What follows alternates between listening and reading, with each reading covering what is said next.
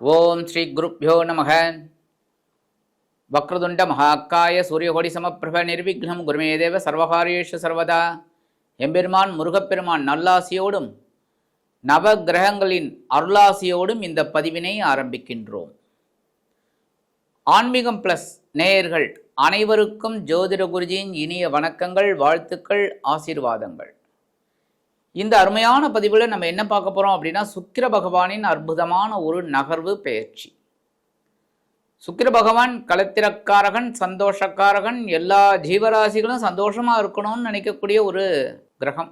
அந்த வகையில் இந்த சுக்கிர பகவான் இதுவரைக்கும் பார்த்தீங்கன்னா சிம்ம ராசியில் கேதுவோடு இணைந்து சஞ்சாரம் பண்ணியிருந்தார். இப்போ அவர் அதை விட்டு விலகி கன்னிராசிக்கு வரார். கன்னிராசியில் என்ன பிரச்சனை அப்படின்னா நீச்சம் அடைகிறார். அதாவது எங்கே உச்சம் அடைகிறாரோ அதுக்கு ஆப்போசிட்டில் 7ஆம் இடத்துல நீச்சம் எல்லா கிரகங்களும். அந்த வகையில் சுக்கிர பகவான் உச்சம்ங்கிறது பார்த்தீங்கன்னா மீனம். இந்த கன்னியில் நீச்சம் அடைகிறார். 8-10-2025 முதல் 2-11-2025 வரைக்கும் நீச்சம் அடைஞ்சு கன்னிராசியில் சஞ்சாரம் பண்ணுறார். இந்த நீச்சம் அப்படிங்கிறது எதனால் வந்தது அப்படின்னா, சாதாரணமாக கன்னிராசி அதிபதி பார்த்தீங்கன்னா புத பகவான் தான் அதிபதி. புதன் எதுக்கு காரகன்? அறிவு, புத்தி, எந்த மாதிரியான ஒரு வேலைகளை செய்யணும் அப்படின்னு நினைக்கக்கூடிய ஒரு காரகம் புதன். அந்த வகையில் இந்த புத பகவான் அப்படிங்கும் போதே அங்கே இந்த கன்னிராசியில் இந்த புத பகவான் ஆட்சி, உச்சம், மூலத்திரிகோணம் மூணுமே அடைகிறார். பவர் ஜாஸ்தி. இந்த சுக்கிர பகவான் பொழுதுபோக்கு, சந்தோஷம். இப்போ நிறைய வேலை செஞ்சுட்டு இருக்கிறவன்கிட்ட போயிட்டு நீ சினிமாவுக்கு வரியா, ட்ராமாவுக்கு வரியா, இல்லை எங்கேயாவது கோயிலுக்கு வரியா, இல்லை சந்தோஷமாக இருக்கலாம் ஹோட்டலுக்கு வரியான்னு கேட்டால் அவன் வருவானா? கண்டிப்பாக வரமாட்டான். அவன் டக்குன்னு வள்ளுன்னு தான் வருவான். ஏன்னா எனக்கு வேலை இருக்குப்பா, நான்லாம் வரமாட்டேன் அப்படின்னு சொல்லி நமக்கு மூஞ்சில் வச்ச மாதிரியே சொல்லுவான். வேலை செய்கிறவனை போய் சந்தோஷமா இருக்கலாம் வான்னா, இந்த புத பகவான் அதே மாதிரி தான். அதனால தான் இந்த புத பகவானோட இடமான கன்னிராசியில சுக்கிர பகவான் சந்தோஷக்காரன் நீச்சம் அடைகிறார், பலம் இழக்கிறார். ஏன்னா இங்க சந்தோஷத்துக்கு வேலை இல்லை, அறிவுக்குத்தான் வேலை. அப்ப இந்த கன்னிராசியில அவர் நீச்சம் அடைந்து சஞ்சாரம் பண்றார் சுக்கிர பகவான். இந்த சுக்கிர பகவான் பாத்தீங்கன்னா 8-10-2025 முதல் 17-10-2025 வரைக்கும் உத்திரம் நட்சத்திரம், அதாவது சூரிய பகவானின் உத்திரம் நட்சத்திர காலில் சஞ்சாரம் பண்றார். அதுக்கு அடுத்தபடியா 17-10-2025 முதல் 27-10-2025 வரைக்கும் சந்திர பகவானின் ஹஸ்தம் நட்சத்திரத்துல டிராவல் பண்றார். அதுக்கு அடுத்தபடியா 27-10-2025 முதல் 2-11-2025 வரைக்கும் செவ்வாய் பகவானின் சித்திரை நட்சத்திர காலில் டிராவல் பண்றார். ஆக மொத்தம் பார்த்தீங்கன்னா சூரியன், சந்திரன், செவ்வாய் வரிசையா அதில் தான் சஞ்சாரம் பண்றார். சுக்கிரபகவானுக்கு இந்த 3 கிரகமுமே இதுதான். ஏன்னா 3 கிரகமுமே ஏ டீம், இவர் பி டீம்ல இருக்கார். பி டீம்ல லீடர் சுக்கிர பகவான். அப்ப இந்த 3 இடத்துல அவர் நீச்சம் அடைஞ்சிறார். ஏன் நீச்சம்னு நான் முன்னாடியே சொல்லிட்டேன். புதனோட ஆட்சி, உச்சம், மூலத்திரிகோணம் அப்படிங்கும் போது அங்க சந்தோஷத்துக்கு வேலை இல்லை, அறிவுக்கு தான் வேலை, புத்திக்கு தான் வேலை. அதனால இந்த சந்தோஷக்காரகன் அங்க நீச்சம் அடைகிறார். ஆனாலும் ஒரு பெரிய ஆறுதல் என்ன தெரியுமா? புத பகவான் துலாம் ராசியில இருக்கார். இந்த துலாம் ராசிக்கு அதிபதி சுக்கிர பகவான் கன்னிராசி புதனோட இடத்துல இருக்கார். பரிவர்த்தனை யோகம் உண்டாருது. எப்ப? இந்த 23 அக்டோபர் 2025 வரைக்கும் இந்த பரிவர்த்தனை யோகம் உண்டாருது. அதனால எல்லாருக்குமே கொஞ்சம் பரவாயில்லைங்கிற மாதிரி ஒரு சிச்சுவேஷன் இருக்கும். எல்லாருக்குமே பரவாயில்லை அப்படிங்கிற மாதிரி ஒரு சிச்சுவேஷன் இருக்கும். இருந்தாலும் முக்கியமான ஒரு கிரகம், ஏன்னா சுப கிரகம் குரு பகவான், சுக்கிர பகவான் 2 பேரும் ரொம்ப அதி சுபம். அப்ப இந்த சுப கிரகம் வலிமை இழக்கிறது அப்படிங்கும் போது நம்ம எல்லா விஷயத்திலுமே கேர் எடுத்துக்கணும். எந்தெந்த மாதிரி விஷயத்துல கேர் எடுத்துக்கணும் அப்படிங்கிறத பத்தி நம்ம இப்போ பார்க்க போறோம். இந்த பதிவுக்கு போகிறதுக்கு முன்னாடி சப்ஸ்கிரைப் பண்ண அனைத்து இனிய நெஞ்சங்களுக்கும் எங்களது நன்றிகள், வாழ்த்துக்கள்.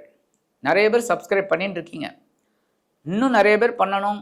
நிறைய பேர் இந்த வீடியோ காணொலியை பார்க்கணும், கமெண்ட் பண்ணணும், ஷேர் பண்ணணும், லைக் பண்ணணும். லைக் பண்ணுறது மஸ்ட் அப்படின்னு வச்சுக்கோங்க. அப்போ தான் உங்களுக்கு எங்களுக்கு ஒரு உத்வேகம் கிடைக்கும். உங்களுக்கு நிறைய பதிவுகளை நாங்கள் போடுவோம்.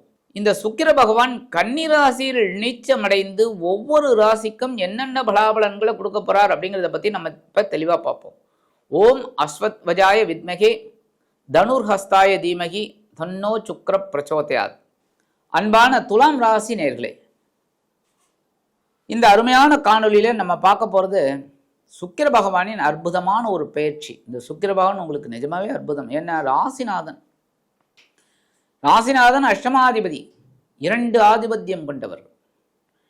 இந்த துலாம் ராசி அன்பர்கள் வெகுளி, ஏமாந்தவர்கள். யாரையும் ஏமாத்தணும்னு நினைக்க மாட்டீங்க, ஆனால் நீங்கள் ரொம்ப ஏமாந்தவங்க.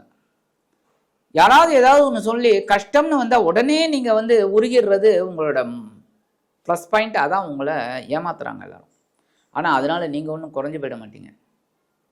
ஸ்டெப் பை ஸ்டெப் நீங்கள் முன்னேறி தான் இருப்பீங்க. அது இது முன்னேறக்கூடிய காலம். உங்களுக்கு பெரிய லெவலில் வருவீங்க.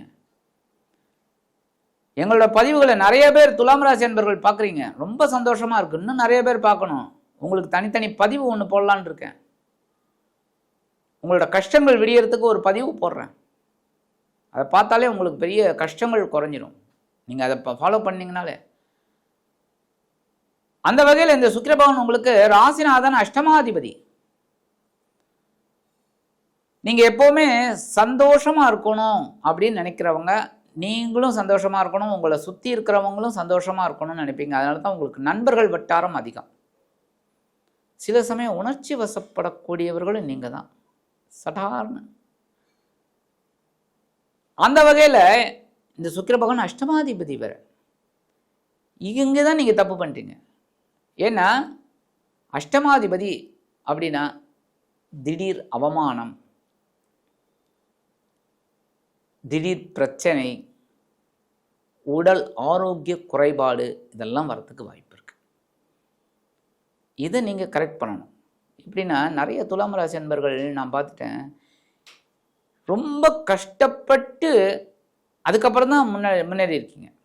ஏன் அப்படின்னா உங்களுக்கு பார்த்தீங்கன்னா அஷ்டமாதிபதி அப்படிங்கும்போதே சந்தோஷத்துக்காக ஏகப்பட்ட செலவுகளை பண்ணுவீங்க. கடன் வாங்கியாவது அந்த கடனை எப்படி அடைப்பீங்க? ஒன்று தொழில் வியாபாரம் பண்ணுறேன்னு சொல்லி இறங்குவீங்க, அதில் லாஸ், கடன் கழுத்தை நெரிக்கும். ஓடுறா ஊரை விட்டு இருக்கிற சொத்து சுகம் எல்லாத்தையும் விற்றுட்டு மறுபடியும் செகண்ட் இன்னிங்ஸ் ஆரம்பிப்பீங்க. ஸோ நீங்கள் முதல்ல கவனமாக இருந்தீங்கன்னா, அதுமாரி இந்த துலாம் ராசி அன்பர்களுக்கு நிறைய பேருக்கு ஒரு 40 வயசுக்கு மேலே, ஏன் இப்போல்லாம் 30 வயசுக்கு மேலே டயபெட்டிக் பேஷண்ட் ஆகிடுறீங்க. ஏன்? ரொம்ப திதிப்பு உங்களுக்கு பிடிக்கும், இனிப்பு தான். அது சாப்பிட்ட இனிப்பாகவே இருந்தாலும் சாப்பிட்டுட்டே இருக்கணும்னு நினைக்கிறவர். ஸோ அந்த வகையில் உடல் ஆரோக்கியம் பாதிக்கப்படக்கூடும். ஸோ கேர் எடுத்துக்கோங்க. உடம்பு கேர் எடுத்துக்கோங்க.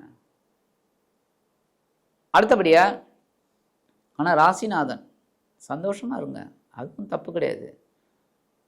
சந்தோஷமாக கவனமாக இருங்க, இல்லைன்னா கவனமாக சந்தோஷமாக இருங்க.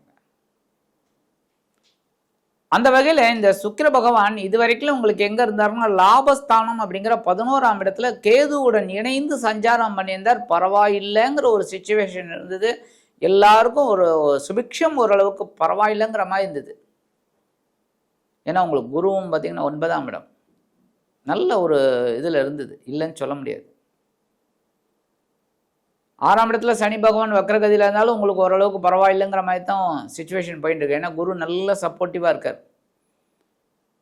இந்த சுக்கிர பகவான் உங்களுக்கு கேதுவோடு சேர்ந்து ஓரளவுக்கு பரவாயில்லைங்கிற ஒரு ஞானத்தை கொடுத்தாலும் அந்த ஞானத்தின் மூலமாக ஒரு வருமானத்தையும் கொடுத்தார், ஒரு லாபத்தையும் கொடுத்தார்.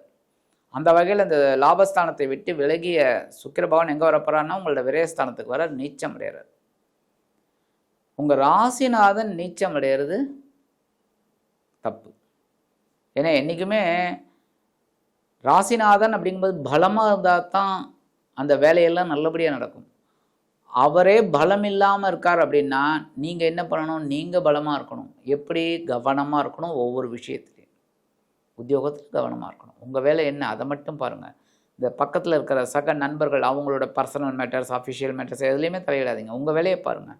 அதுமாதிரி தொழில் வியாபாரம், பணியாளர்கள், கூட்டாளிகள், இவங்களோட பர்சனல் லைஃப் அது இதிலெல்லாம் எதுலேயுமே நீங்கள் மூக்க நுழைக்காதீங்க. உங்கள் வேலையை நீங்கள் பாருங்கள்.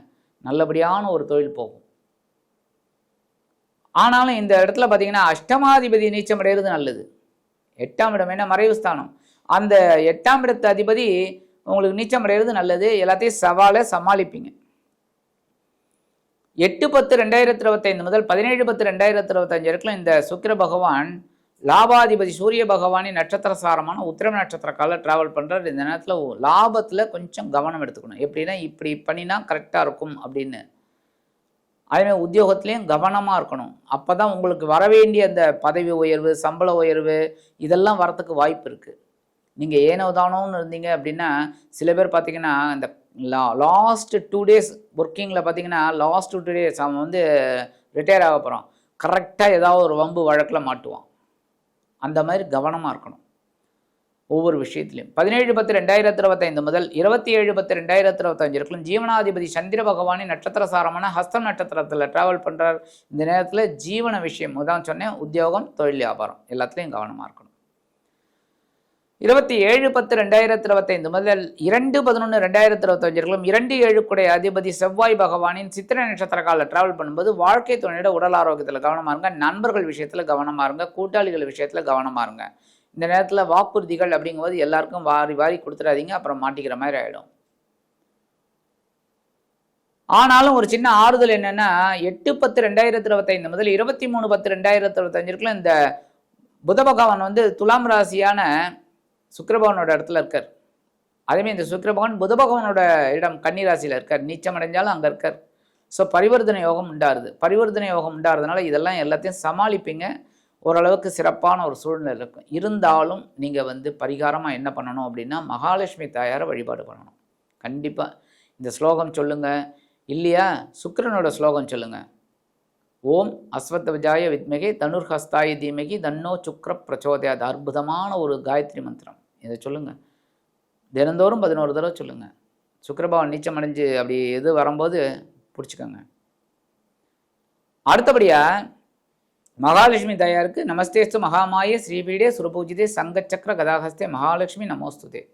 மகாலட்சுமியை நமஸ்கரிங்க, அற்புதமான பலன்கள் கிடைக்கும். ஆக இந்த சின்ன பரிகாரம் நீங்கள் பண்ணிங்கனாலே உங்கள் ராசிநாதனும் அஷ்டமாதிபதியுமான சுக்கிர பகவான் உங்களது விரயஸ்தானத்தில் நீச்சமடைந்தாலும் சுப விரயங்களை கொடுப்பார் என்று கூறி விடைபெறுகிறேன். நன்றி, வணக்கம். மீண்டும் ஒரு அருமையான பதிவில் நான் உங்களை மனமகிழ்ச்சியோடு சந்திக்கிறேன். வாழ்த்துக்கள். வாழ்க வளமுடன்.